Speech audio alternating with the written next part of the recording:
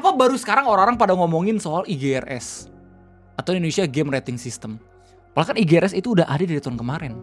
IGRS itu diresmiin di bulan Oktober 2025 di acara IGDX atau Indonesia Game Developer Expo atau Exchange gitu. Ya, ketika developer game itu pada hadir, bahkan Menteri Komunikasi itu langsung bilang kita bakal ngadain yang namanya fitur rating lokal namanya IGRS. Itu sempat ramai juga di Facebook. Soalnya ada game-game yang basically kayak game anak-anak tapi di rating 18 plus atau 15 plus gitu ya. Terus habis itu ada game-game hardcore cuman di ratingnya 3 plus dan 7 plus. Dari awal tuh sebenarnya udah ada warning gitu kalau misalnya ini rating kayaknya bakal problematic gitu loh. Oh, ternyata di awal bulan April ini IGRS baru saja terintegrasi sama Steam atau salah satu platform digital untuk lu bisa beli game secara resmi. Di mana banyak banget orang-orang yang melaporkan kalau misalnya game-game yang pernah dia beli, game-game yang pernah mereka beli itu sudah terintegrasi ya sama rating IGRS dan mendapatkan rating RC ya atau Reviews Classification. Kalau misalnya game lu udah dapat RC berarti itu not for distribution atau tidak bisa diperjualbelikan di Indonesia.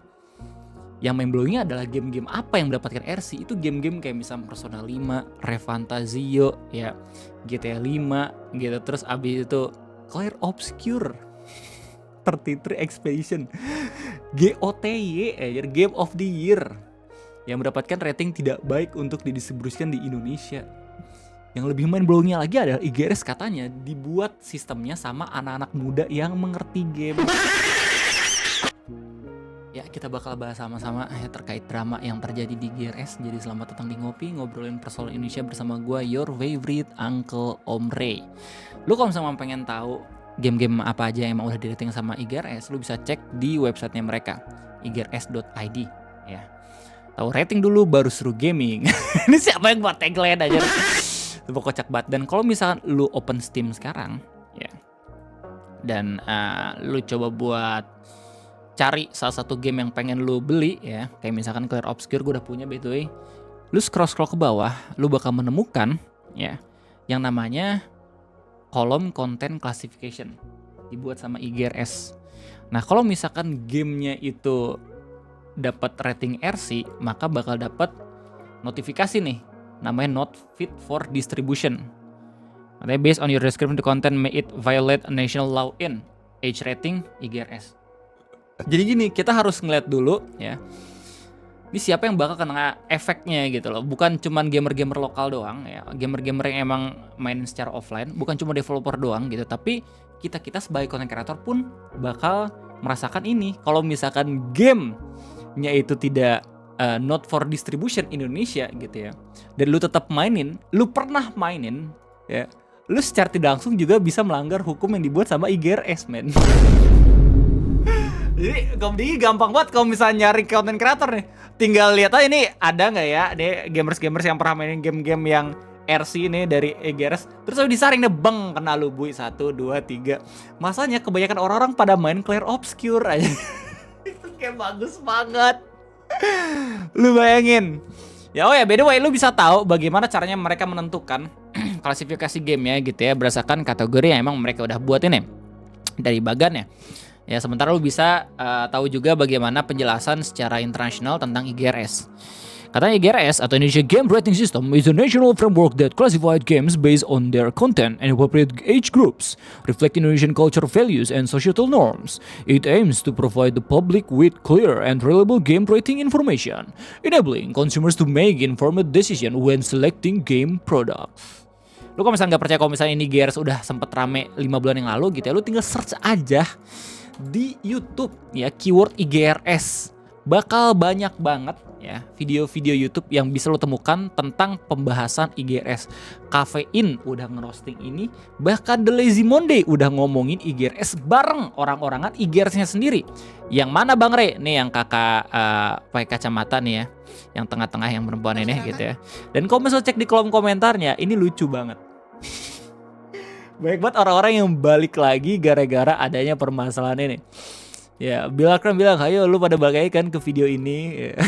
Ada juga MT bilang, clueless people trying to explain something that is not her expertise area in forever will always be funny. Ya udah, game kayak Dispatch, Witcher 3, Telau 2, Stellar Blade dan bisa jadi GTA 6 gak bakal masuk ke Indo jing. Iya.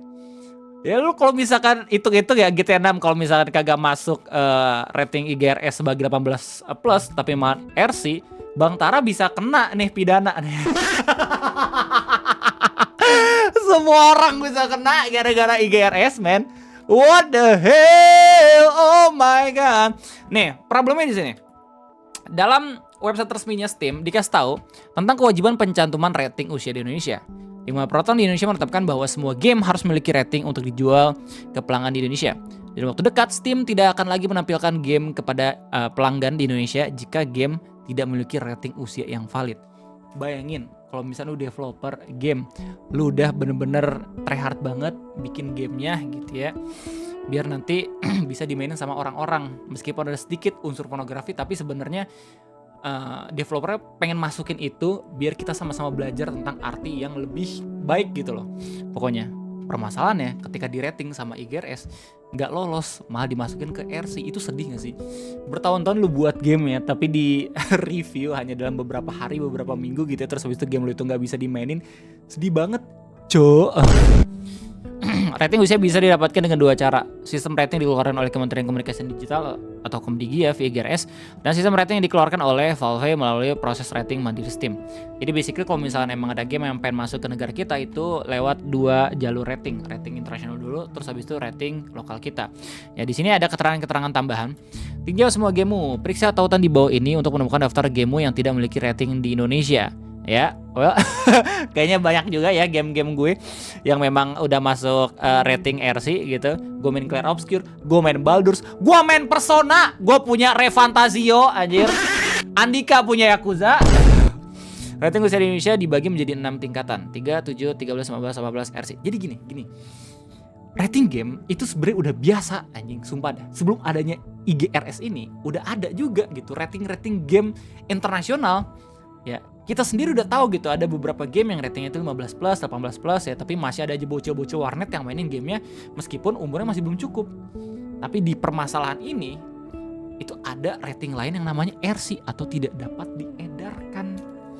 Sebelum adanya IGRS udah ada juga aturan dari pemerintah kita gitu ya untuk tidak boleh mengedarkan game-game yang emang benar-benar eksplisit banget nampilin kekerasan. Mortal Kombat ya yang terbaru pun kayaknya juga nggak boleh. Metal Gear Solid pun itu kayaknya nggak boleh juga gitu ya. Atau yang berbau-bau politik lah nggak boleh kayak gitu.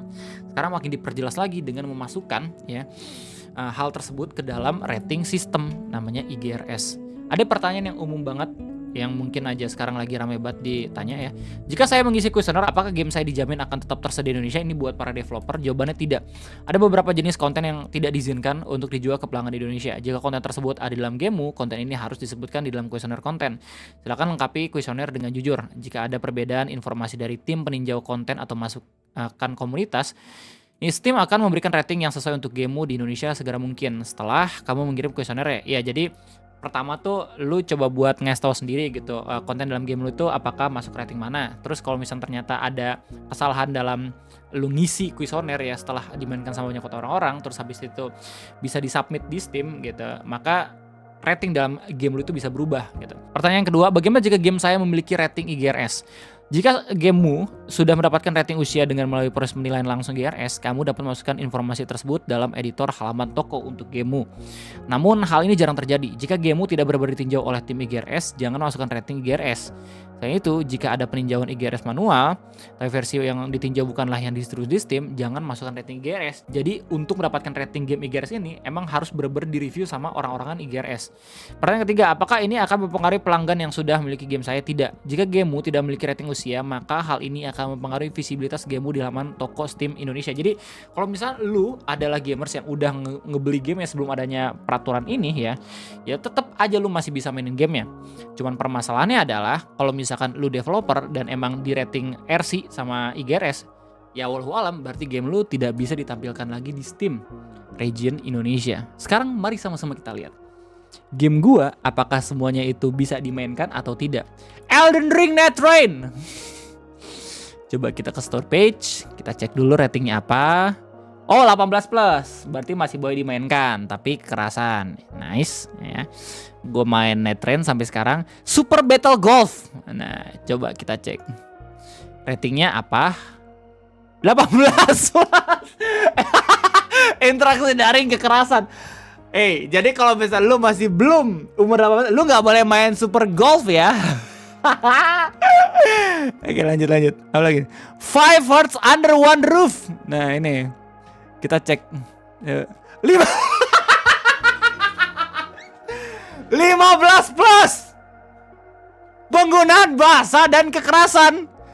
Rating game 5 Hearts Under One Roof lebih mudah dibanding Super Battle Golf. Apalagi coba, Sekiro udah pasti lah ya. Ini 18 plus nih. Kekerasan parah. Coba. Lah nggak ada. Oh belum ada coy. Kok Sekiro belum ada coy. Sekiro belum ada. Kalau belum ada ini gimana ya? Coba pick. Oh, ini kocak sih kalau misalkan emang ratingnya.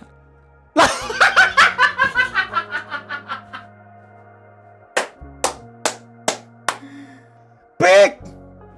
Bocil nggak boleh lu main pick ya. Nggak boleh main pick 18 plus guys. Tidak boleh. 5 Hearts Under One Roof 2. Jadi kita cek. Coba.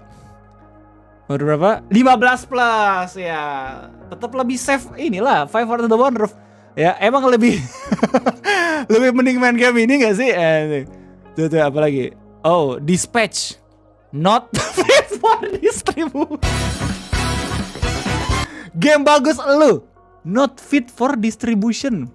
Ya, lu bakal lebih main blowing lagi setelah lu ngelihat postingan dari Om Chris Anthony ya, atau yang buat A Space for the Unborn, dimana ketika dia buat postingan boleh banyak game internasional tidak lulus rating IGRS, banyak banget yang melaporkan kalau misalkan banyak game-game yang tidak masuk akal tapi ratingnya justru malahan baik untuk anak-anak.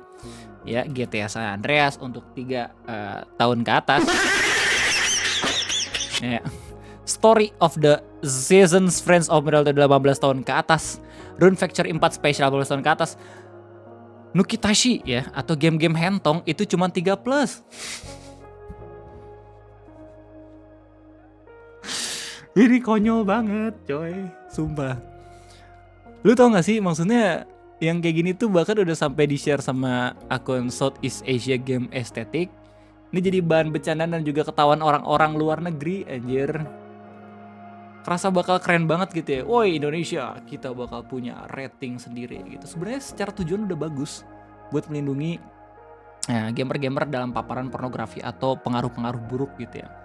Tapi permasalahannya adalah kalau misalkan lu ngerating game cuma nilai dari materialnya doang, tanpa menilai dari ceritanya kayak gimana, nilai dari bagaimana pesan implisit yang bisa disampaikan ya sama developer, ya lu nggak akan ngerti gimana experience dari gamenya sendiri gitu loh men. Sumpah. Yang lebih ironisnya lagi adalah mungkin ada developer internasional ya yang ngelihat adanya peluang bagus gitu untuk bisa kolaborasi bareng developer lokal untuk ngebuat industri game bisa lebih sehat lagi di negara ini. Tiba-tiba dibuat ilfil gara-gara adanya rating IGRS. Ya, soalnya nggak cuma antara kerja sama developer sama developer, tapi juga ada developer sama content creator, developer sama ya katakanlah gamersnya sendiri gitu ya. Tapi tiba-tiba tidak bisa didistribusikan gara-gara adanya ini. Kan sedih. Masalahnya gini loh, yang bikin ini makin ironinya lagi adalah Komdigi itu kan hadir baru aja dibuat ketika iklim gaming kita tuh udah mulai sehat, dimana orang-orang kita sudah banyak yang mulai menyadari kalau misalkan membeli game secara resmi itu lebih baik dibandingin lu nge-crack. Sekarang dengan adanya sistem rating ini dimana nanti mungkin gak bakal bisa didistribusikan di platform resmi ya, orang-orang ada kemungkinan bakal balik lagi untuk bertani gitu loh, balik lagi ke zaman batu men, pakai crack kan itu lebih sedih lagi ya gak sih? Udah mah susah-susah ngerubah bagaimana pola hidup gamers dengan beli yang resmi, tiba-tiba dibuat terpaksa untuk main game bajakan gara-gara tidak bisa dibeli lewat platform resmi gitu loh. Kan konyol, iya gak sih? Nggak ada nih Baldur's Gate di Steam, tapi gue pengen banget main, gimana ya? Ya udahlah, saatnya bercocok tanam. Kan itu lebih kocak ya. Makin ngebuat developer sedih lagi anjir. Developer tuh kayak ngebuat gamenya nggak yang 2 minggu 3 bulan kelar gitu loh, kayak ngerating gamenya, tapi mungkin bisa bertahun-tahun dengan mereka game dibeli aja tuh udah bersyukur banget. Tapi dengan adanya rating ini jadi makin kocak lagi. Sebenarnya balik lagi, rating itu nggak masalah ya. Karena gamers tuh udah terbiasa dengan rating, coy. Tapi bagaimana rating ini tuh menilai secara objektif dan orang-orang langsung ngabarin gitu ya, bukti-bukti ya kalau misalnya banyak banget game-game anomali yang tidak masuk di akal justru bisa didistribusikan, sementara game-game yang bagus sendiri tuh kagak bisa dimainin, itu kocak banget gitu loh. Dan meskipun emang sesuai dengan material censorship-nya ya, oh ada pornografi ini, oh ada sexuality, kan kita nggak bisa asal nilai kalau misalkan itu semua bokep ya, ketika cuman ada porsi 0,01% dalam gamenya menampilkan hal-hal yang seperti itu. Nggak fair, soalnya masih banyak lagi material-material game yang bisa ngebuat gamersnya sendiri terdistraksi dengan adanya hal tersebut. Ya balik lagi, kita lihat bagaimana ke depannya nanti ya. Kita sudah terbiasa dengan hal yang seperti ini. Waktu zaman-zaman PSE tiba-tiba Steam dan juga Epic diblokir, PayPal juga diblokir, terus habis itu akhirnya kita bisa ngakses lagi. Semoga ya ke depannya IGRS bisa secara objektif dalam menilai game ya.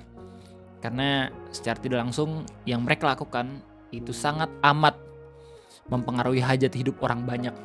Gak cuma developer, gak cuma gamer-gamer yang mungkin udah hopeless gitu ya hidup, tapi berhasil menemukan escapism-nya di sebuah game, atau content creator yang memang bermain game sendiri.